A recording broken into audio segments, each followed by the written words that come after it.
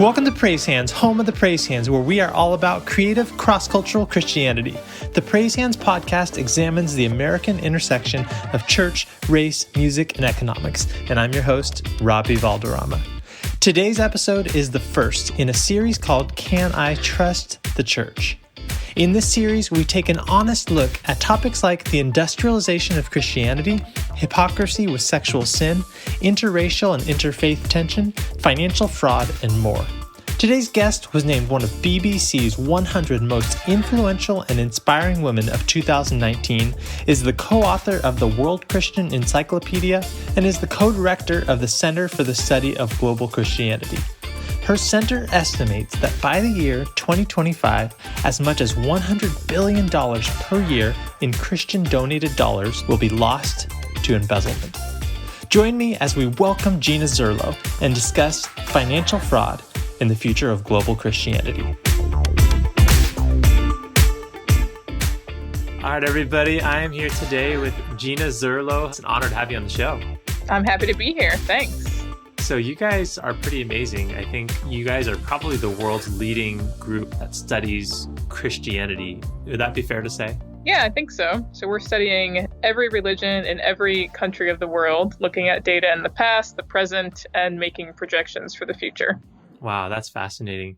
So you're one of the leading scholars in the world then on the topic of global Christianity. My first question is, how did you get to this point? What interests got you here and what drives you to do all of this? Yeah, it's a great question. I kind of came into all of this really by accident. Not a lot of kids grow up saying, I want to be a demographer of religion when I grow up. It's kind of a pretty niche field that I didn't know existed until I got to graduate school. So I was a master's student here at Gordon Conwell Theological Seminary in 2007 to 9, and I was taking a class with Peter Kuzmich on world mission, and Todd Johnson, who is the co-director of the center, came and gave a guest lecture. And I was totally fascinated by what he said. I had never seen anything like it before because it was covering the whole world and with the maps and charts and graphs and data and talking about religion and Christianity. And it just blew my mind. And I said, you can do this? Like, you can do this for a living? You can study the world like this? Yeah. So that Friday, I went down to the center and said, how can I be involved? And Todd said, well, I have a job available. You should apply. And here I am 12 years later. That's amazing. Co-director of the center. That's so cool. That's so cool. It was very eye-opening. Wow. Maybe can you share a cool story of something you've gotten to do in this role over the last 12 years? One thing I get asked a lot about is travel. So when you study the whole world, everybody wants to know, where have you been? What have you seen? And that is a nice perk of the job, that you get to travel and actually see global Christianity in action. So one of the places that's pretty exciting that we have a good relationship with is Mongolia. So Mongolian Christianity is pretty young, only since 1991, since the fall of the Soviet Union. And so the church there is young and trying to figure out what it means to be Mongolian and to be Christian. So I was there in 2008, living with Korean missionaries, working among Mongolian people, teaching them English and all different kinds of things. And I'll be going back next year, several years later, to see how people are doing and to help launch a research center on Mongolian Christianity. Wow. So for a young church to be interested in research and whatnot is pretty exciting for us. That's amazing. That's a really cool thing when you see these indigenous initiatives like that around the world. Wow. There's a friend I need to connect you with that is a Mongolian Christian. Okay. I don't know many, but I know one. So who knows? I'm sure that Mongolian Christians I know probably know your Mongolian Christian friend, because it's a pretty small community. That's amazing. So speaking of Christianity, recently there's been some headlines in the news, a couple of notable people that have been really leaders in the Christian church, namely Joshua Harris from Gaithersburg, Maryland, as well as Marty Sampson, formerly of Hillsong United, have essentially renounced their Christian faith. So on that topic, what does it mean to be Christian? What does it mean to not be Christian? And who decides? Yeah, that is a very difficult set of questions. So the way that I approach my work is really as a social scientist. So because of that, I'm not a theologian, so I'm not making theological decisions about who's in and who's out of the church. I come at this with the sociological principle of self-identification. If you call yourself a Christian, you're a Christian. And part of why I have to do it that way is because as a demographer, it's my job to put everyone in boxes.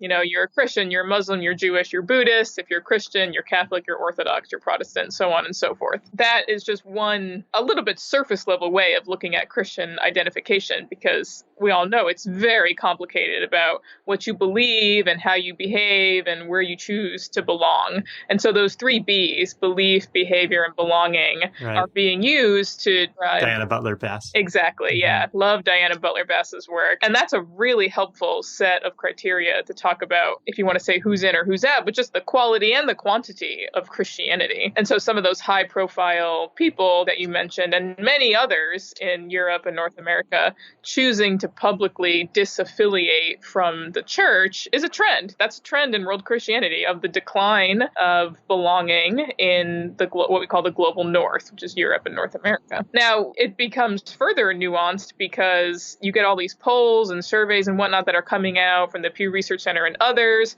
where people are saying, what is your religion? They check nothing in particular, but then they check all the boxes for, yes, I believe in God. Yes, I believe in an afterlife. Yes, I pray every day. And I went to church 3 times in the last 2 months. There's all these interesting trends going on of where you say you belong and what you actually believe, and they don't line up the way that they used to. So it's becoming more and more complicated to know who is a Christian and who is not. Yeah, that makes sense. So do you have any speculations or research as to what is driving those nuances and that complexity? Yeah, everyone's got a theory. Everyone has an opinion and a theory about why this is happening. I think one thing that people fell into for a while was thinking that the United States and Canada, so North America, was going to go the way of Europe. Right. So Europe being pretty progressive and secularizing trends, and all these churches being turned into like tourist kinds of things and not being used for secular purposes. Okay. Now, the difference, though, is that Europe had this very strong church state tradition that the United States did not have to the same extent. So it's not like if you were born in America, you were automatically a Catholic. So the U.S. has a very different religious history. And in many ways, the U.S. had this very individualistic way of looking at Christianity right from the beginning. So much so that the whole history of religion in the USA is, if you don't like what you see, just go start something new. Right. And many of them did. And so that's where we got all these new denominations and whatnot. So I think when people talk about the decline of Christianity in the USA, yes, we are seeing a little bit of a decline. If you want to call it secularization, you want to talk about it as just the decline of the institution of Christianity, that young people in particular don't want to be a part of the institutionalized church. Why give my money to keep up this old building when I can give my money to actually help the poor or do something more tangible? Or maybe we could just talk about it in terms of change, that really Christianity in the United States is changing dramatically. It's becoming far less white. It's becoming far less institutional. And I think people are maybe scrambling a little bit and trying to catch up with the trend to figure out how to respond to it. Right. No, those are some great points. So you mentioned the money of the church. Report that you helped author entitled Embezzlement in the Global Christian Community stated that in 2015, an estimated $50 billion will likely be stolen from money that Christians give to churches, parachurch organizations, and secular organizations all over the world, and that over 90% of the money given by American Christians each year goes towards Christian causes. Another report that I found that wasn't done by you guys, it was done by the Giving Institute, showed that religious giving in the United States dropped from 53% of all donations in 1987 to 32% of that total money donated in 2014. So when I hear these stats, I was astounded, especially with the embezzlement and the misappropriation of funds. Is a lack of financial integrity compromising the mission of Christianity? And if so, what can be done about it? That's a great question. And this whole subject of money in the church is a double taboo, right? You're not supposed to talk about politics and money and religion with people. And then here we are. Let's talk about politics, religion, and money all in the same breath. Yeah. So it's kind of an awkward conversation to have. And part of that is because churches and religious organizations and nonprofits, they tend to be very trusting organizations. Churches who are led by pastors who are chosen by congregations and by God, if you think of it theologically. And so people place their trust in pastors and their trust in the people that pastors appoint to handle their money. And it's a little bit out of sight, out of mind. So you throw your few dollars in the plate, or it gets taken from your bank account automatically now, which is more common these days. And then, you just assume that everything's okay. And it's not. There are tons of examples, both very high profile cases and smaller cases in small churches that go unnoticed, of misappropriation of church funds. And I think a lot of people don't talk about it because no one wants to think that Christians would do something so heinous as to steal money from other Christians. And in a lot of cases, it is that overt and that aggressive, that people are actively trying to steal money and do Ponzi schemes and whatever, multi-level marketing, those kinds of things. In other cases, it's just people who are really struggling, just trying to find a way to make ends meet. And they think, well, I'll just do it this once, or it's just this small amount, or no one will know. So you have a wide spectrum. But in terms of the integrity of the church's mission, it doesn't look good for the churches if they are embroiled in many of the same controversies that happen in the, quote, secular world, right, and that happen in secular organizations. So it does hurt the church's mission and the church's witness, but at the same time, this is a human problem that cuts across nonprofit, religious organization, non-religious, NGO. It's just a human condition problem that essentially greed, misappropriation, people in desperate times, I suppose. So my kind of follow-up to that is, what examples have you seen of, say, church communities handling things a healthy way, and what precedents would you recommend that, whether it's a church or a parachurch organization that wants to do things the right way, that doesn't want to be either tempted themselves or have other people that are associated with them unknowingly be doing this? What solutions would you propose? And also, on that note, would you advocate for the requirement of Form 990 to be filled out by, maybe you can tell people what that is, by 501c3s that are religiously affiliated? Yeah. So I think a lot of churches, especially smaller churches, independent churches, maybe not connected to a wider denominational structure, we can do it ourselves notion. And you can do a lot yourself. But there are benefits of having checks and balances in place in all different kinds of ways. Your leadership has checks and balances. Your finances have checks and balances so that your church can fulfill its own mission. It's to the benefit of the church to have these checks and balances in place so that you don't misuse money, or the pastor doesn't do something he or she isn't supposed to do, or whatnot. So from a very practical perspective, churches really ought to do things legally. And that seems like a pretty low bar.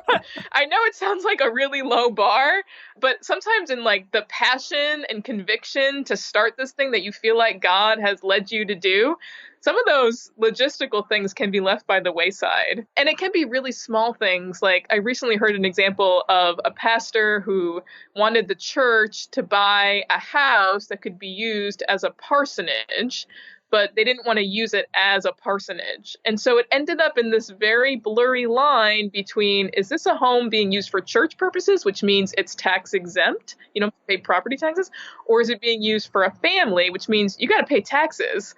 And so it's in that blurry line of, yeah, we want to trust the pastor, we want to take care of the pastor and let he or she do what they need to do for the church, but we can't be breaking laws to do it. Yeah. So to have things in place like external audits, have people who have backgrounds in finance look at the books, have budgets presented on a quarterly basis to the congregation so that you have financial accountability. Don't just let one person sign all the checks all the time. Make sure other people are looking at the checks that are being signed. Things like that. A lot of things you would do in your family, maybe, if you have a couple who both have access to the finances and they keep each other accountable. Well, let's do the same thing on the church level where maybe we're dealing with a lot more money. So if you're a 501c3, you are legally bound to have all the documents in place and to have board meetings and to fill out all the forms. And yeah, will it cost you money to do that? Probably. It'll cost you time to do it, but it could save you a lot of headache.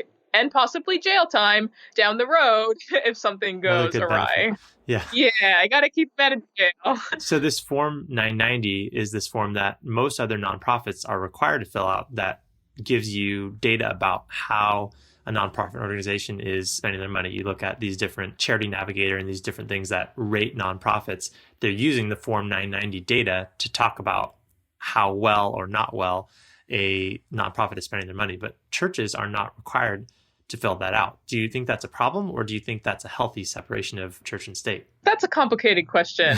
990s are great, and I'm on the board of a nonprofit, and I've looked at other nonprofits' 990s, and they're really educational. Where they're getting their money from, who are they giving money to, and you kind of see a different perspective on what nonprofit work does, of who's funding who and who's spending what. Now, churches, it's tough because they're funded by individual donations, and so you don't want that kind of information out in the public, probably, of who gives what. So it's a little bit more complicated when it comes to churches. I don't want to say that 990 should be required for churches, but some kind of level of external financial accountability really ought to be required for churches. Yeah, okay. That's all really helpful. I think really the church has essentially three options. One is we can keep going as we are right now, knowing there's this fraud, knowing there's this embezzlement happening, and just kind of turn a blind eye to it. A second option is we can say, all right, government, fine, we'll fill out Form 990 and we'll give you all this data. I think a third option would be the church developing systems to be able to regulate itself, not within each congregation, but in some level of financial transparency with other congregations, even at a city level. I think something needs to happen. Otherwise, it's actually, I think, irresponsible of the government to allow this to continue at the current rate that it's continuing. And I don't want to see an encroachment happen from the state to the church. So the only solution that I can think of is that the church needs to kind of get our act together and really regulate ourselves. Yeah, and denominations that have churches all over the place have these kinds of structures in place. The issue are these non-denominational churches and in things like independent Baptist churches that have no hierarchy. Right. Like who looks over the pastor and the pastor who looks over the financial secretary. So it's that group of churches, which are wildly popular in the United States because we love our individualism. It's those churches that fall most prey to this issue because of the lack of transparency and accountability. Yeah, that's really interesting. So speaking of denominations, in 2013, you co-authored a report timed to release prior to the Lausanne Global Leadership Forum. And this report was called Christianity in its Global Context, 1970 through 2020, Society, Religion, and Mission. And in this report, your research showed a total of 41,000 Christian denominations in 2010 and an estimated 50,000 by 2020. And you've stated that this expanding denominationalism has huge implications for cooperation and that fragmentation remains a challenge for Christians around the world. So why are there so many denominations? You mentioned that one benefit of them is some of that oversight. And what does Christian unity or Christian cooperation look like in light of all these different denominations? Yeah, so this is a very popular topic of discussion when it comes to the work that we do, because you see these numbers and it blows your mind. You think, how can there possibly be this many denominations in the world? And then it raises all these red flags of what are we doing wrong? So I like to nuance these numbers a little bit. Sure. There's a good side and a bad side to denominationalism, just like anything else. Sure. So the good side is that a lot of these denominations have come from, say, churches in Africa that were founded by Western colonial missions. And then, Africans broke away from them to found indigenous, authentic African ways of being Christian, right? So that's actually a good thing. Sure. And so a lot of the growth of denominationalism has come from indigenous initiatives around the world that decolonialization. Yeah. And we have to support that. And I think that is one story of denominationalism, is that denominations become founded out of a desire for authentic Christianity. So that's kind of the positive side. And then, of course, there's the ugly underbelly of that denominations are also founded out of strife related to somewhat petty things, whether it's the style of worship or pastor leadership style, or maybe even more serious things like, of course, issues related to women in leadership or LGBT people in the church and race and all that. So there's lots of reasons why there are so many denominations. Now, I actually had a student come to me a few years ago, very concerned about the growth of denominationalism in the US and really wanted to study the ecumenical movement. And he's like, we need to bring them all back together into one church. And I was like, dude, that sounds great, but that's impossible. Mm-hmm. And that is not what I think Jesus meant when he said that they should all be one. Don't think he was talking about denominational unity. Because of what I study Christianity in every country in the world. It looks different everywhere.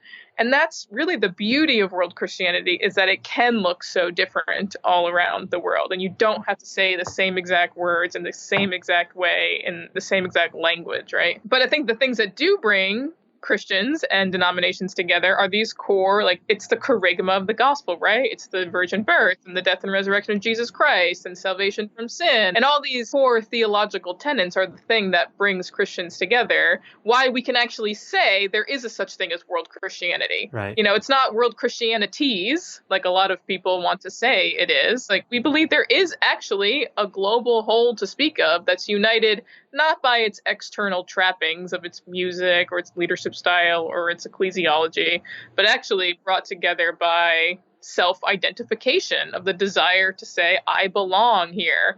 And if I belong here, you have to belong here, even though you might look different and sound different and worship different. So the number of denominations, I guess, doesn't really bother me, to be honest, because I think we have this unity that brings us together despite this division. So following up on that a little bit, when I look at a lot of the things that Jesus said, he was very much like sheep and goats, or like you said, Lord, Lord, but, I'm going to cast you out of my presence sort of deal. Like, so he was not afraid to separate people and say, you're in and you're out. How do we reconcile his posture of being willing to do that with the self-identification model that obviously makes sense sociologically? Does that also correspond to the way that Jesus chose to delineate it?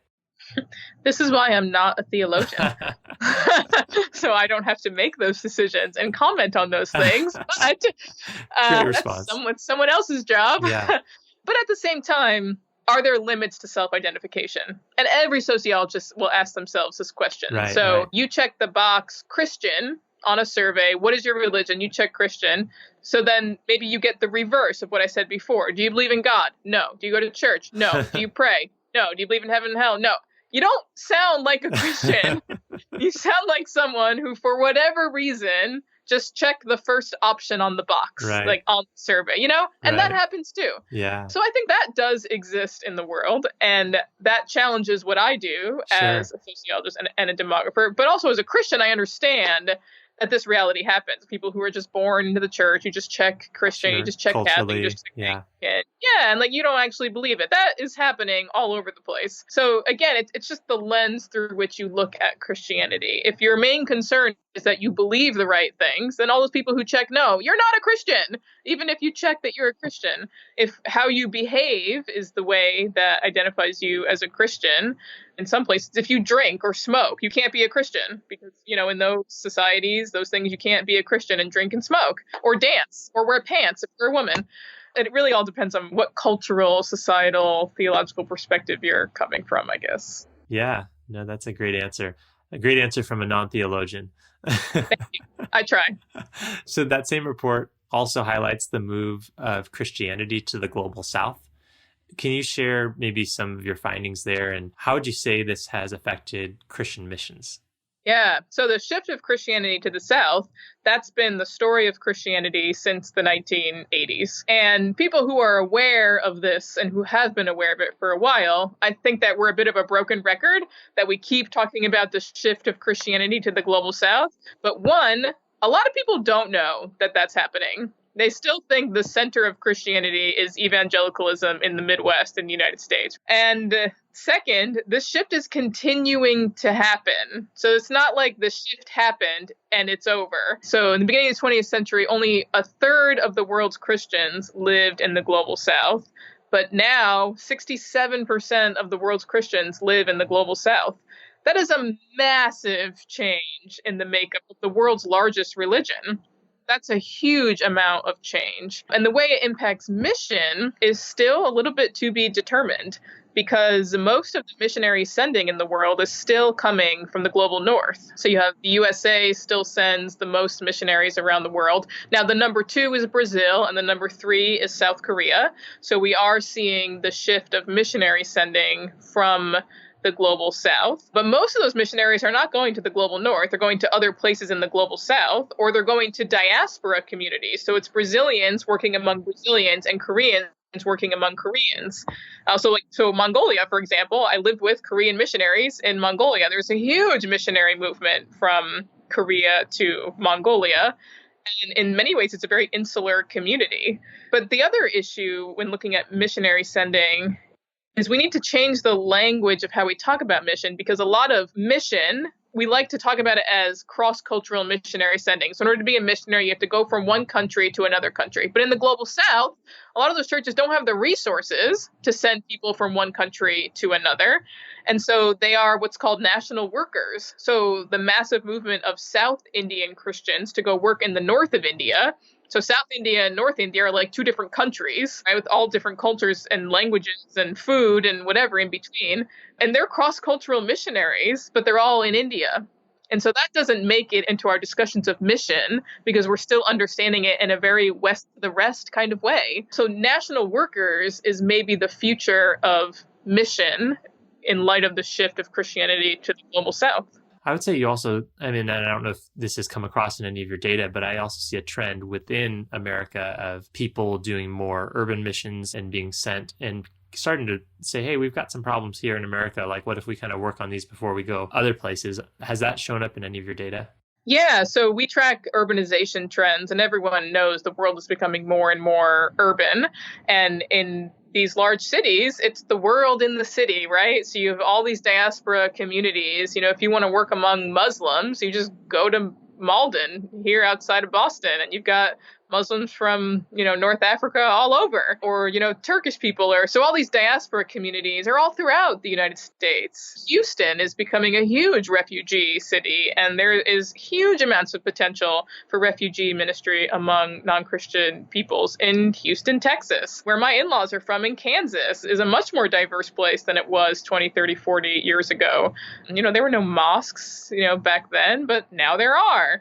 And so I think people are becoming more aware of the diversity that exists within our midst and saying, like you say, I can do cross-cultural ministry right here without having to spend a huge amount of resources to go overseas and not know the language and not know the culture and all the issues that come along with more traditional cross-cultural ministry. Right. That's a great point. So on that note, for a lot of churches that have had maybe monocultural models, whether that's on racial or cultural lines, are those sort of models becoming obsolete or less effective the more heterogeneous our cities get?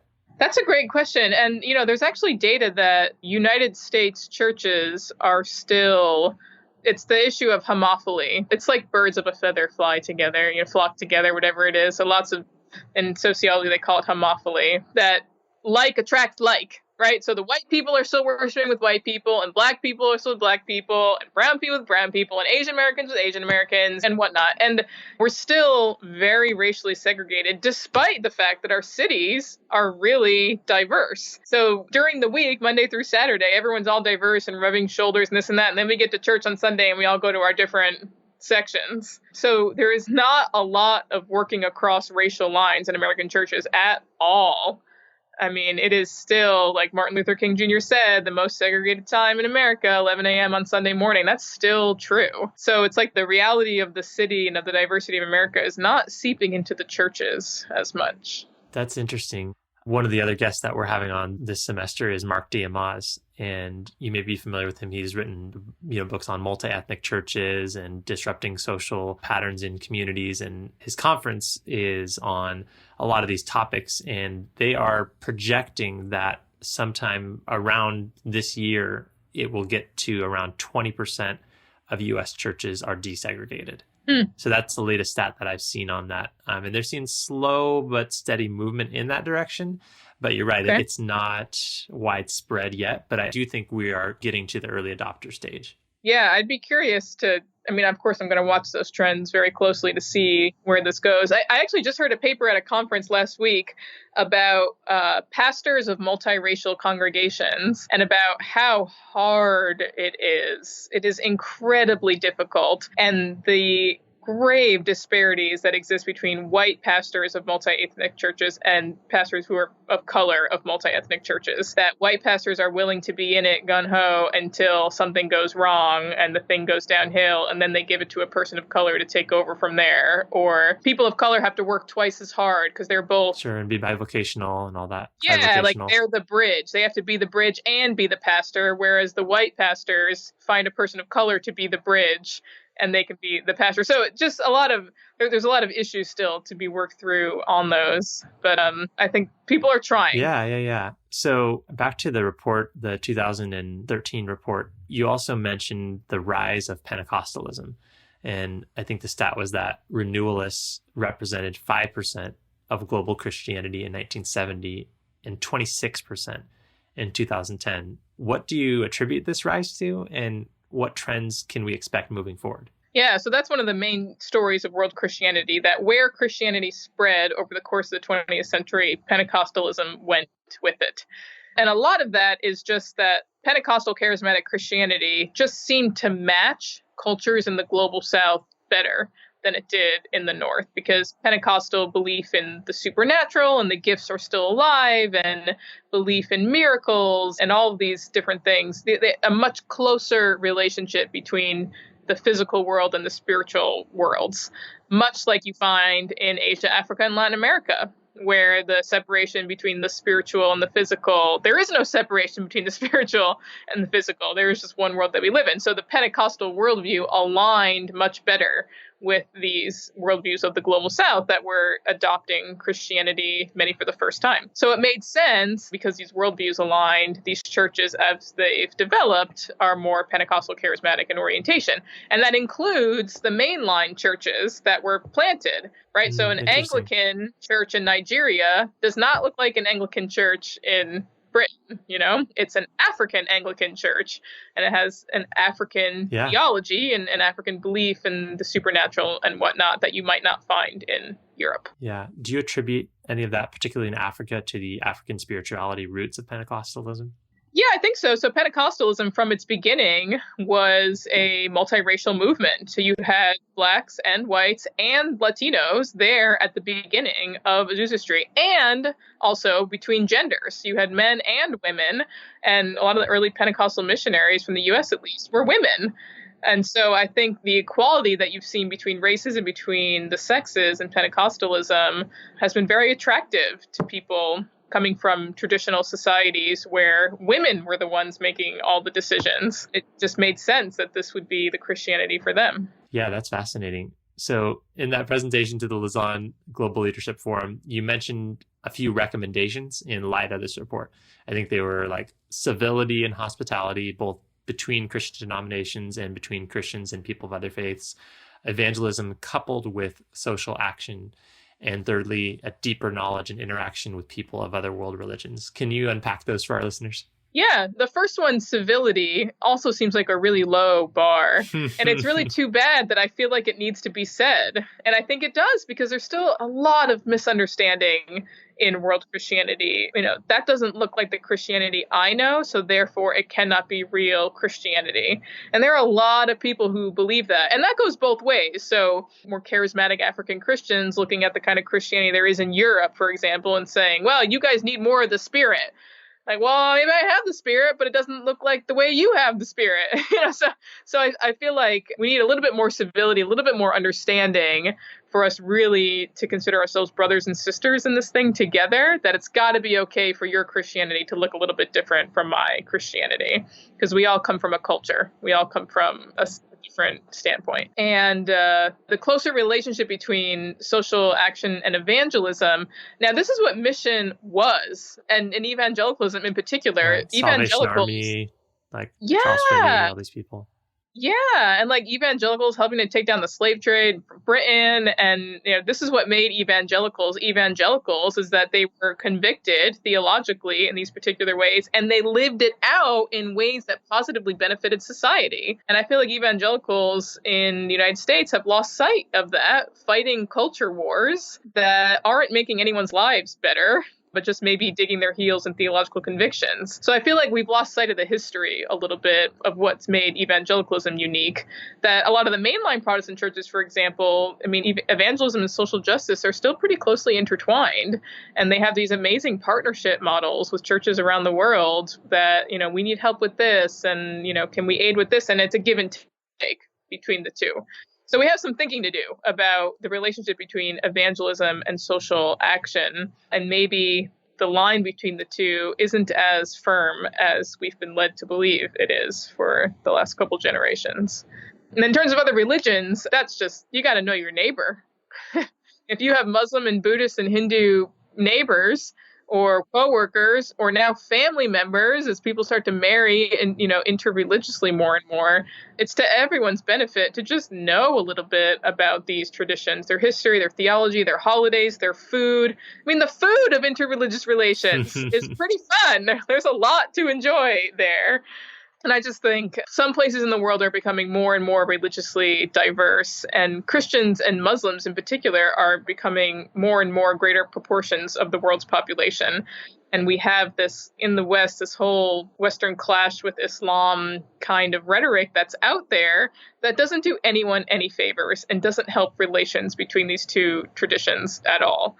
So I think it should be a priority of Christians to move beyond the rhetoric and just get to know the people, move beyond the beliefs, just to know these are normal people who are working jobs and raising families and working hard and trying to be American and whatnot, to just kind of get past the rhetoric to see the humanity in other people. So you mentioned, I think in one of your talks, a term called vicarious religion.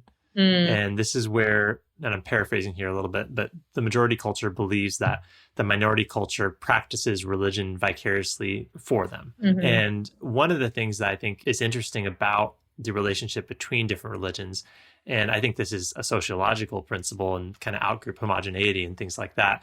We assume people are all the same, and especially when they're different than us, fundamental attribution error, we give them less benefit of the doubt. But when it comes to this concept of vicarious religion, a lot of times I would say what I've observed about, I think going both ways between Christians and Muslims, is we look at the fundamentalist iterations of these religions. And because of the effect of vicarious religious practice, we basically say, all right, because you're not speaking against the fundamentalism in these different regards, we have to lump you in with them. How do we address that while still assuming the best about one another? Yeah, so the term vicarious religion is actually the work of Grace Davy, talking about the British context in particular and Europe, where they had a state church tradition, whereas a small amount of the population could participate on behalf of the larger population. So you're living vicariously through the small group who goes to church every Sunday and does the things. But in terms of this, I think you're totally right about this view of other religions through the fundamentalisms. And it's completely unfair and completely untrue. And I think Christians do it to Muslims a lot. And I think if they're not going to stop, maybe Muslims should do it to Christians. I mean, how would Christians feel if we were all just viewed through the lens of our fundamentalists, that we're all out protesting, funerals of soldiers and with anti-LGBT signs? Like, we don't all do that. Well, not every Muslim is flying planes into buildings either. So if we could just get past those kinds of stereotypes, it would do a lot for human relations and just, again, seeing others' humanity. Right. So I think part of the tricky thing, and I think this goes both ways as well, is when we look at some of the actual texts, and specifically, I think a problem that a lot of Christians have with the practice of Islam is if Muslims are looking at the life of Christ, they can see a certain life. If Christians are looking at the life of Muhammad, they can see a certain life, and particular violence and treatment towards women and things like that. How do Christians assume the best about where the Muslim faith will take that aspect of society or that group in society when we can look at the founder of that religion and see these different practices? Yeah, so I think one thing that Christians need to keep in mind is that the greatest revelation of Islam is the Quran, but the greatest revelation in Christianity is Jesus Christ. So you can't compare the Prophet Muhammad with Jesus Christ because they're not comparable. But if you want to make comparisons, let's talk about genocide in the Old Testament. I mean, if you're going to point out the speck in someone else's eye, let's get the log out of our own. And we have all of those same things to deal with. If you believe in the historicity of the Hebrew Bible, you have just as much, if not more, that you need to deal with when it comes to violence in your religion than Muslims do. So this is an issue that actually Christians and Muslims can talk about because even though everyone likes to talk about the violence that they think exists in Islam, but no one wants to talk about the violence that exists in our own tradition. Right. Maybe we should ask we women. Just kind of gloss over it. Yeah, like, oh, that's just the past. Well, that's the past for Muslims too. So maybe this is actually a point of commonality that we both have to fight against violence pasts to find the peace that exists in our traditions today. So I think that's actually a similarity between the two religions that gets overlooked a lot. Yeah, and I think it gets back to what you said about being neighbors with people and sharing meals with people and just getting to know them around a common table and hearing what that looks like for them and just being able to at least start that dialogue. Yeah, there was a few years ago, I was part of a Christian Muslim women's interfaith dialogue group. And it was very intentional to say, okay, we're going to get together tonight. We're going to share food. There was always food. There's a theme here. We're going to share food. And let's talk about marriage and divorce in Christianity and Islam. They're like, all right, like, this is fun. Like, you bring your texts and traditions. I'll bring my texts and traditions. And we had a great time. It was so much fun because there's the personal level of people who have been married or divorced or whatever. But then there's what my tradition says. And we just had a really robust, fruitful discussion as women, sharing our personal experiences. And it's those kinds of things that help break down barriers that, hey, you're a woman too, and you have these issues in your marriage just in the same way that I do. It doesn't matter that you're veiled and, I have a cross around my neck or whatever. We're experiencing similar things. And then we can discuss what everyone else thinks about us, as, whatever stereotypes people think about us too. So more people need to have more of those experiences, I think, when it comes to interreligious relations. Yeah, focusing on what we have in common. And then that gives you kind of a shared ground to be able to actually have some type of conversations. Yeah, have the tough conversation. Don't be afraid of the tough conversation. Yeah. They're going to quote the Quran and you can quote the Bible, and they expect you to quote the Bible. They expect you to know scripture and to come to the table with your faith. You don't have to leave your faith at the door when you're engaging with this kind of thing because no one else is. Right. So there's an expectation. We are all religious and we have our different traditions. And I learned a lot about Islam and they learned things about Christianity that they had never heard before. So it's a win-win for everyone. Yeah, absolutely. One of the main places where I think Muslims and Christians are trying to figure this thing out is in Europe. Mm-hmm. And you gave a talk on Christianity in Europe. And in that talk, you spoke on the nuanced history of the church and state relationship in Europe, as well as recent instances of separation, such as Norway's church and state divorcing in 2017. As we Christians today look to manifest and represent God's kingdom, how can we learn from the past failures of church and state triumphalism? I think people tend to look pretty negatively on the idea of a state church. Sure. Americans look negatively on the idea of a state church because Americans have separation of church and state. It's in our Constitution, and that is the best way to do it. Now, that's one way to do it. Yeah. If you look at other places like Africa, Christianity is very political in Africa. It's also very political in the USA, right. But that's an aside. Like, again, Latin America and in Central America, you have Pentecostal political parties. You have evangelical political parties. So in a much of the rest of the world, this separation of church and state, it's not what Americans tend to think of it. But the idea of triumphalism is usually a bad thing because it puts you and your tradition and your religion above other people. And it creates this us versus them. I'm superior, you are inferior. And Europe is struggling with that all these years after the deinstitutionalization of the churches, that you still have these largely homogenous societies, all of a sudden with these people from a different place, a different tradition, who look different and speak different, eat different food, coming in and challenging their European cultures, their Italian cultures, their, Czech cultures or whatever it is. And I think in the United States, we ought to be wise to look at how that's going down and not to make some of the mistakes that some European countries are making when it comes to this, of refusing to take in refugees. Refusing to take in refugees is the least Christian thing I've heard in the 21st century. That if Christianity is supposed to be about rescuing the marginalized and the poor, and Jesus saying, when you've done this to the least of these, you've done this to me, and then you're going to turn refugees away at your door, to me, that does not seem like a very Christian thing to do. And that's the influence of nationalism and triumphalism coming in over the influence of what you're supposed to be behaving and believing as a Christian. And we're seeing this in the USA, of course, also. In a way, we're making the same mistakes. And we're letting nationalism and triumphalism become more important than what Jesus is telling us to do. So, I think there are lessons to be learned there, but I feel like they might be the lessons historians are the ones to uncover 50 years from now, 75 years from now, to say, hey, here's how these trends turned out. No, that's great. I think our listeners are going to really be chewing on a lot of this. Is there anything else that you think on this topic of creative cross-cultural Christianity, any key motifs or themes that you think are really underappreciated that you've come across in your research? Yeah, I think one thing that people don't realize is how intentional you have to be. You have to be really intentional to be outside yourself. And maybe you live in a place where everyone really does look like you. You're white, you live in rural America, everyone else is white. A lot of America is still like that, and that's fine. But it's up to you. The onus is on you to break those barriers, to find the people who can challenge the way you think. And this might sound silly, but the way that I do this is using social media. I go on Twitter and I follow people who don't look like me. I follow Black women. I follow a lot of Native American speakers and writers because I don't have a lot of Native American friends and colleagues. And I want to know what those communities are saying. And I have to purposefully push myself to find the voices that I don't naturally have around me. And I think if more people did that, it would make for a much better church and a much better society if we all just took the time to be intentional to cross boundaries. And now with the internet and social media, it is much easier to do that. I might not have coffee with, a Native American activist every day, but at least I can see the conversations they're having in real time. And that's really benefited me personally. And I think the work that I do also.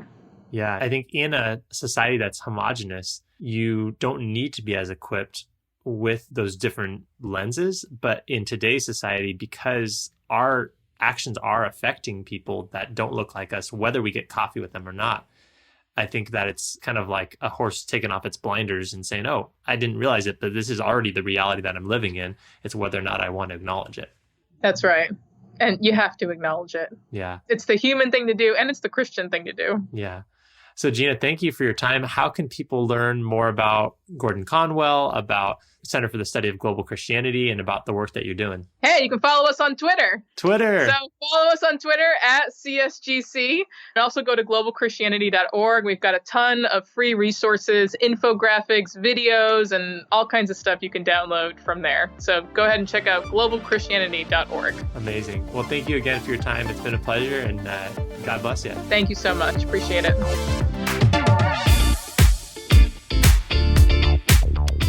Thanks so much for tuning in to this first episode in our series, Can I Trust the Church? If you are new to Praise Hands, welcome. Be sure to leave us a 5-star rating on Apple Podcasts, subscribe on YouTube, and follow us on Instagram at PraiseHandsOfficial. And if you're hungry to get involved with what we're doing here, visit PraiseHands.com, where you can click Get Involved to join a growing volunteer team or even become a monthly financial supporter of this podcast. Or if you're a Christian leader who's looking to tackle this complex intersection of church, race, music, and economics with integrity, we would love to meet you. Visit PraiseHands.com and tap Contact to get in touch. Thanks for listening, supporting, and spreading the word. We'll see you next week.